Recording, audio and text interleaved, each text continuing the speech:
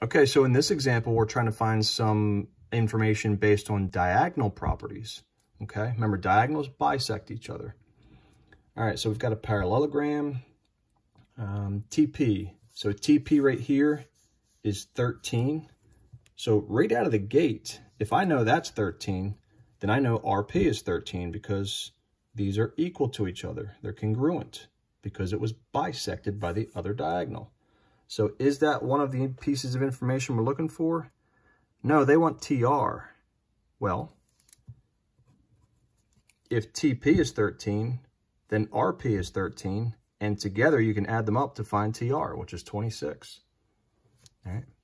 SU, all right, SU, that's the whole measurement, is 32.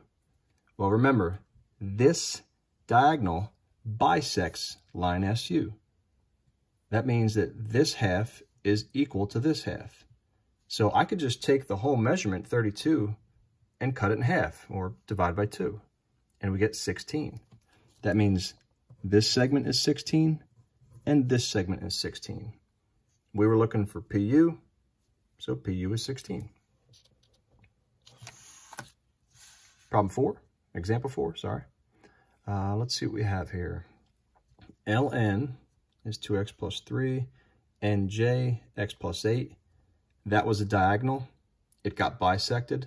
So this segment is congruent to this segment, or they are equal to each other, which means that I can set those expressions equal to each other. Okay.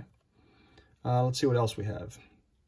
Find the measure of LJ. Okay, so what we're going to have to do is we're going to have to find the measure of ln. Using this information, we're going to have to find ln and nj, solve for x, plug it back in, come up with those two measurements, and add that stuff together. Okay, so I kind of have my work flip-flopped here. This is really the starting of the work. What I was saying over here is if I wanted to find LJ, I need to add ln and nj. Well, I didn't know those measurements yet. So I came over here and I said, all right, well, those are congruent to each other. Set those expressions equal to each other. Solve for x.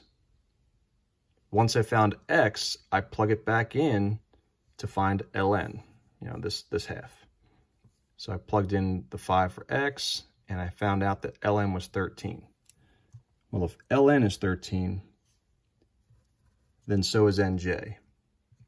And that's why we found that LJ, the whole thing, was 13 plus 13, which makes 26.